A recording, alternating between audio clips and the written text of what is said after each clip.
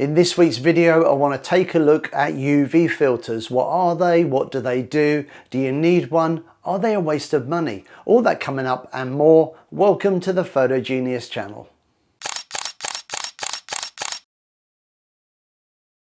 Hi, Paul here from Photogenius. Welcome to my channel where I post regular photography tutorials, all designed to help you get more from your digital camera so you can take better photos. If you're new here, please consider subscribing. Now in this week's video, we're going to take a look at UV filters. Now filters are generally pieces of glass that attach to the front of the lens. While some of them do attach directly to the front of the lens, some may require a filter holder. And generally speaking, we use filters as a way of being more creative and to help us take better photos. Now, unlike some other filters, what's interesting about the UV filter is if I attach this to the front of my lens and take a picture, I won't see any obvious benefits. So what's the point? Well, that's what I want to talk about in this week's video. Unlike with today's digital cameras that use a sensor, older cameras used film. Now this was very sensitive to UV light and could cause the photos to have a blue color cast. Now this could be a big problem if shooting outdoors, which is why UV filters were very popular with landscape photographers. Now with digital cameras using a sensor rather than film, this is no longer a problem. So now, whilst using a UV filter may not benefit us in terms of image quality, for most people, using a UV filter is a way of protecting the lens. Now many people disagree with this and feel that a UV filter offers no significant protection to the front of the lens. Plus, some people argue that a UV filter can actually be detrimental to the overall image quality. I thought I'd put this one to the test. So I took a series of images, the first using a Premium Pro UV filter, the second using a very cheap UV filter, and the third using no filter at all.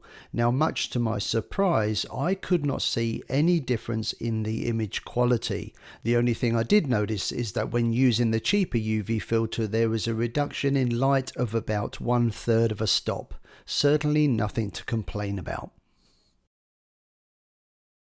Now this is the lens that I used to do the test. This is my Nikon 17 to 55mm f2.8 lens. I purchased this lens back in London around 18 years ago. At the same time I purchased this. This is my 70 to 200 f2.8 lens. These lenses are amazing. Now when I bought both of these lenses, I also bought clear filters for the front of each. Now these lenses have been around the world. I've taken hundreds if not thousands of images with these lenses, and I can tell you that if I take the filter off the front of this lens, the glass underneath is as clean and as pristine as the day I bought it. UV and clear filters will help protect the lens from dust, sand and moisture. The very popular Fujifilm X100V actually becomes a weather-sealed camera once a UV filter is fitted. And should the worst happen, replacing a filter would of course be a lot cheaper than the cost of a lens repair. So would I recommend using UV or clear filters to protect your lenses? Well, of course, that is entirely up to you. But what I would say is this: in the 18 years or so since I purchased these two Nikon lenses, I've actually bought many other lenses, and I have not put filters on the front to protect those lenses. This is mainly down to two reasons. Number one being, I try really hard to look after my camera gear. Number two, and this is something I definitely recommend, I use this. This is a lens hood. Lens hoods attached to the front of the lens.